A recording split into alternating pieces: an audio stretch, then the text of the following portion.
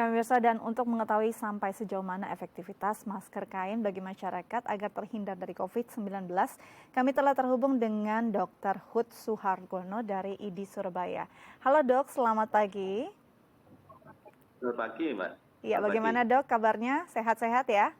Baik, baik. Alhamdulillah, ini Surabaya juga Baik. sedang demam COVID. Baik dok, ini ada imbauan dari pemerintah pusat agar masyarakat menggunakan masker baik di rumah, di luar rumah, baik yang sakit ataupun tidak. Tadinya kan imbauannya hanya untuk yang Iya, sakit. Sebenarnya peraturan ini keluar didasari apa kira-kira dok? iya, iya. Jadi saya sendiri mewakili komunitas keluarga penyangga Indonesia ya. Ini jadi dari teman-teman dokter dari berbagai spesialis. Ada dokter paru, saya sendiri dokter Objin yang concern dengan penanggulangan COVID-19 ini. Memang mendukung ya kebijakan dari pemerintah yang terbaru ini. Mengapa? Karena memang jumlah dari berita dengan COVID-19 ini sudah semakin banyak dan trennya ini akan semakin besar jumlahnya. Diperkirakan memang tenaga kesehatan maupun sarana kesehatan ini akan sulit untuk merawat pasien-pasien tersebut. Yang kedua memang kesadaran dari masyarakat masih sangat rendah tentang peran mereka untuk mengurangi penularan dari COVID-19 ini di tingkat masyarakat. Sampai saat ini memang dua strategi yang disepakati oleh para ahli untuk menurunkan penularannya, yaitu yang pertama cuci tangan dengan air bersih dan sabun, yang kedua adalah social distancing, menjaga jarak, kemudian homestay lebih banyak di rumah, menjauhi kerumunan dan sebagainya.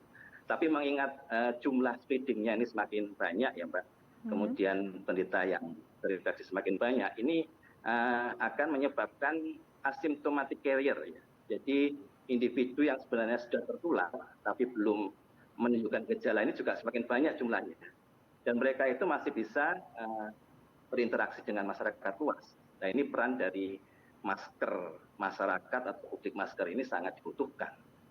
Masalahnya di sini jumlah masker ini di mana-mana di Amerika sekalipun jumlahnya sangat terbatas. Untuk surgical masker ini diharapkan memang hanya diperuntukkan bagi tenaga medis di rumah sakit. Tapi untuk masyarakat harus ada alternatif. Mereka harus mempunyai akses untuk mendapatkan masker.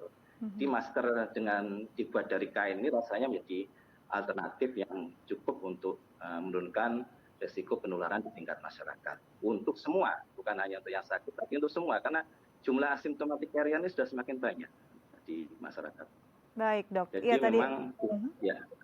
Ya, jadi memang untuk tenaga medis sendiri sudah kekurangan juga untuk jumlah maskernya ya dok ya. Dan memang diarahkan untuk beralih ke masker kain gitu dok, dan ini cukup efektif. Ya, memang ini diskusinya masih cukup panjang ya, WHO, kemudian yang terakhir kemarin April 2020 CDC, yaitu Center of Disease Control and Prevention Amerika, ini merekomendasikan untuk penggunaan public masker ya. Di tingkat Amerika, di negara Amerika, ini juga kesulitan mereka untuk menggunakan masker dan tumit masker. Jadi masker yang terbuat dari kain ini mereka rekomendasikan untuk sebagai alternatif untuk mengurangi penularan di tingkat masyarakat. Dan efektifnya cukup efektif menurut mereka. Jadi bisa mengurangi resiko penularan di tingkat masyarakat. Untuk semua orang, ya, untuk semua, bukan untuk yang sakit saja yang direkomendasikan. Baik dok, untuk masker kain sendiri, apakah ada kerapatan tertentu atau bahan tertentu yang memang dianjurkan dan direkomendasikan? Karena banyak juga mungkin yang mencari alternatif akhirnya menggunakan sapu tangan untuk menutup wajah atau menutup hidung dan mulutnya. Apakah ini cukup efektif dok? Iya, jadi ada beberapa penelitian yang menarik. Yang terakhir dari Cambridge 2013 ini meneliti bahan dari masker ya, bahan dari masker. Dan saya lihat di sini memang angkanya, jadi kali COVID-19 itu kan memang ukuran mikronnya kurang lebih 0,12 mikron ya. Sedangkan yang diteliti sampai 0,02 mikron.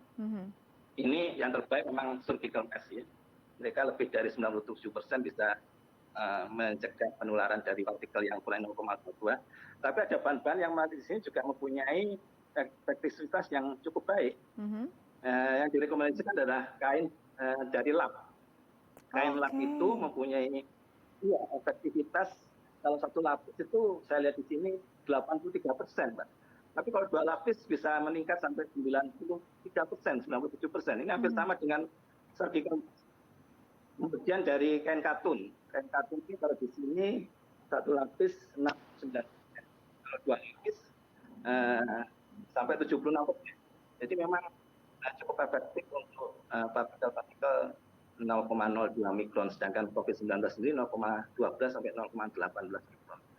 Oke, Yang jadi direkomendasikan memang triple layer ya Mbak. Jadi Mhm. memang bukan satu layer saja, tapi ada beberapa layer untuk memperketat untuk supaya penularan tidak terjadi. Baik, jadi ada Ini yang standar khusus sebenarnya, Dok, ya. Kita masih akan lanjut lagi iya. berbincang, Dok, tapi kita harus jeda dulu.